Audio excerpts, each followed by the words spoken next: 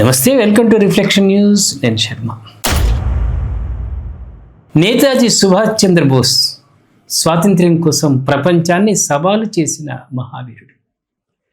నాకు రక్తం ఇవ్వండి, నేను మీకు స్వాతంత్ర్యం ఇస్తాను.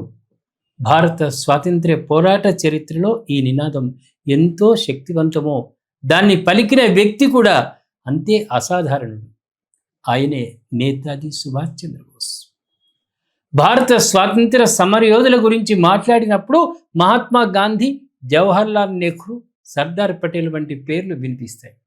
కానీ బ్రిటిష్ సామ్రాజ్యాన్ని ఆయుధాలతో ఎదుర్కొని ప్రపంచ యుద్ధాన్ని భారత స్వాతంత్ర్యం కోసం ఒక అవకాశంగా మార్చాలని ప్రయత్నించిన నాయకుడు మాత్రం ఒక్కరే, ఆయనే సుభాష్ చంద్రబోస్. 1897 జనవరి 23న ఒడిస్సాలోని కటక్లో సుభాష్ చంద్రబోస్ జన్మించారు. ఆయన తండ్రి జానకీనాథ్ బోస్ ప్రముఖ న్యాయవాది. కుటుంబం సంపన్నమైనదే అయినప్పటికీ చిన్నప్పటి నుంచే సుభాష్లో దేశభక్తి భావాలు బలంగా ఉండేవి. కలకత్తాలోని ప్రెసిడెన్సీ కళాశాలలో చదువుతున్న రోజుల్లోనే బ్రిటిష్ పాలనపై ఆయనకు తీవ్ర వ్యతిరేకత ఏర్పడింది. జాతీయవాద కార్యకలాపాల కారణంగా 1916లో కళాశాల నుంచి బహిష్కరణకు కూడా గురయ్యారు. తర్వాత స్కాటిష్ చర్చ్ కాలేజీలో తన విద్యను పూర్తి చేశారు.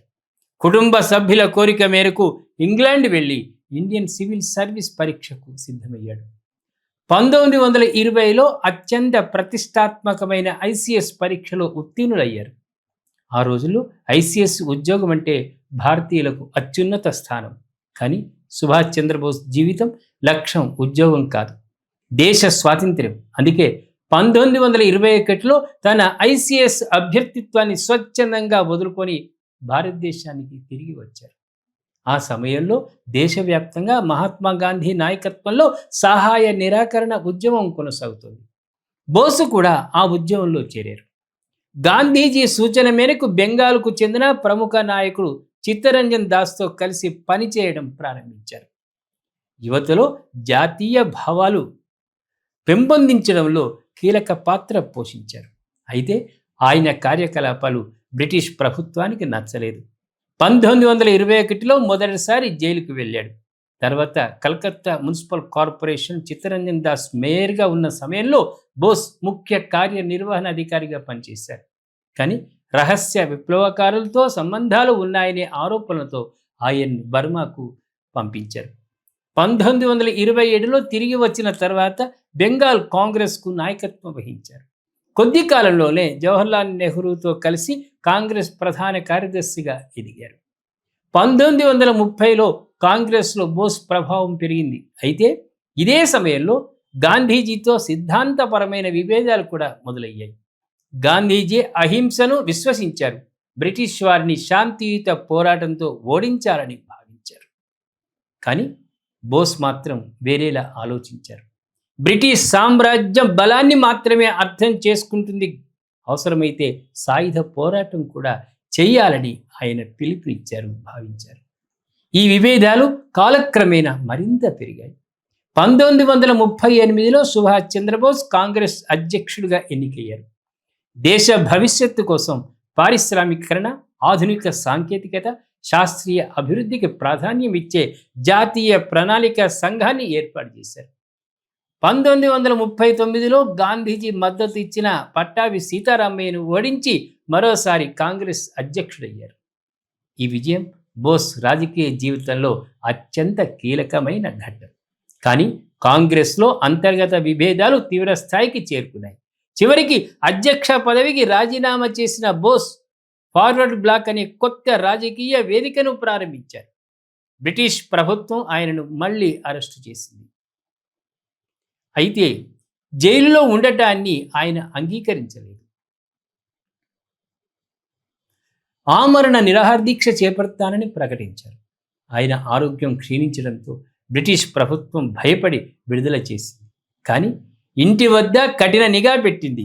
అక్కడి నుంచే భారత్ చరిత్రలో అత్యంత సాహసోపేతమైన సంఘటన జరిగింది. 1941 జనవరి 26 రాత్రి బ్రిటిష్ పోలీసులు ఇంటి చుట్టూ కాపలా కాస్తున్నారు. అయినా సుభాష్ చంద్రబోస్ మారు వేషంలో బయటకు వచ్చారు. గడ్డం పెంచుకొని మహమ్మద్ జియావుద్దీన్ అనే ముస్లిం వ్యక్తిగా నటిస్తూ కలకత్తా నుంచి తప్పించుకున్నారు. అక్కడి నుంచి కాబూల్, మాస్కో మార్గంలో జర్మనీ చేరుకున్నారు. రెండవ ప్రపంచ యుద్ధం జరుగుతున్న కాలం అది. బ్రిటన్కు వ్యతిరేకంగా ఉన్న జర్మనీ, ఇటలీ, జపాన్ దేశాల సహాయం తీసుకొని భారత స్వాతంత్ర్యం సాధించాలని బోస్ నిర్ణయించారు. జర్మనీలో ఆయన ఫ్రీ ఇండియా సెంటర్ను స్థాపించారు. అలాగే ఆజాద్ హింద్ రేడియో ద్వారా హిందీ, బెంగాల్, తమిళం, తెలుగుతో సహా అనేక భాషల్లో భారతీయులకు సందేశాలు పంపారు. 1943లో జర్మనీ నుంచి జపాన్ వెళ్ళడానికి ఆయన జలంతర్గామిలో ప్రయాణించడం ప్రపంచ చరిత్రలో అత్యంత అరుదైన సంఘటనలు ఒకటిగా నిలిచింది. జపాన్ చేరుకున్న తర్వాత ఆయనకు ఒక గొప్ప అవకాశం లభించింది. జపాన్ చెరలో ఉన్న వేలాది మంది భారతీయ యుద్ధ ఖైదీలను సమీకరించి ఇండియన్ నేషనల్ ఆర్మీకి నాయకత్వం వహించారు. ఈ సైన్యాన్ని ఆజాద్ హింద్ ఫౌజ్ అని కూడా పిలిచేవారు. 1943 అక్టోబర్ 21న ఆయన స్వాతంత్ర్య భారత తాత్కాలిక ప్రభుత్వాన్ని ప్రకటించారు. ఇదే ఆజాద్ హింద్ ప్రభుత్వం. అనేక దేశాలు ఈ ప్రభుత్వాన్ని గుర్తించాయి. ఆ సమయంలోనే జై హింద్ అనే నినాదం దేశవ్యాప్తంగా ప్రాచుర్యం పొందింది. తర్వాత ఐఎన్ఏ సైన్యం జపాన్ సైన్యంతో కలిసి భారతదేశం వైపు కదిలింది. బర్మా అడవులను దాటి భారత సరిహద్దులకు చేరుకుంది. కోహిమా, ఇంపాల్ యుద్ధాల్లో బ్రిటిష్ సైన్యాన్ని గట్టిగా ఎదుర్కొంది. కొంతకాలం పాటు స్వాతంత్ర్యం నిజంగా దగ్గర పడినట్లుగా అనిపించింది. కానీ పరిస్థితులు ఒక్కసారిగా మారిపోయాయి. అమెరికా హిరోషిమా, నాగసాకిపై అణుబాంబులు వేసింది. జపాన్ లొంగిపోయింది. జపాన్ ఓటమితో ఐఎన్ఏకి అవసరమైన ఆయుధాలు, ఆహారం, మద్దతు అన్నీ నిలిచిపోయాయి. దీంతో సుభాష్ చంద్రబోస్ స్వాతంత్ర్య పోరాటానికి మరో మార్గం వెతకాల్సి వచ్చింది. 1945 ఆగస్టు 18న తైవాన్లో జరిగిన విమాన ప్రమాదంలో ఆయన మరణించినట్లు ప్రకటించారు. కానీ ఇక్కడే ఒక పెద్ద రహస్యం మొదలైంది. నిజంగానే విమాన ప్రమాదంలో మరణించారా? లేక సోవియట్ యూనియన్కు వెళ్ళారా? లేదా రహస్యంగా భారత్కు తిరిగి వచ్చారా? అనే ప్రశ్నలు దశాబ్దాలుగా ప్రజలను వెంటాడుతున్నాయి. భారత ప్రభుత్వం అనేక కమిషన్లు ఏర్పాటు చేసింది. చాలా నివేదికలు విమాన ప్రమాదంలో మరణించారని తెలిపాయి. అయితే 2005లో వచ్చిన ముఖర్జీ కమిషన్ మాత్రం విమాన ప్రమాద కథనాన్ని ప్రశ్నించింది. దీంతో నేతాజీ మరణం ఇప్పటికీ భారత చరిత్రలో అతిపెద్ద మిస్టరీల్లో ఒకటిగా మిగిలిపోయింది. సుభాష్ చంద్రబోస్ జీవితం మనకు గొప్ప పాఠాన్ని నేర్పిస్తుంది. ఆయనకు స్వాతంత్ర్యం అంటే కేవలం రాజకీయ లక్ష్యం కాదు. అది ఒక తపస్సు, ఒక యజ్ఞం. ఒక లక్ష్యం కోసం ఆయన ఉద్యోగాన్ని త్యజించారు, కుటుంబాన్ని వదిలారు, జైలు శిక్షలు అనుభవించారు, దేశం కోసం ప్రపంచమంతా తిరిగారు, చివరకు తన ప్రాణాలను కూడా ఫలంగా పెట్టారు. అందుకే భారత చరిత్రలో నేతాజీ చంద్రబోస్ కేవలం ఒక నాయకుడు కాదు, స్వాతంత్ర్యం కోసం అగ్నిలా దహించిన ఒక మహాయోధుడు.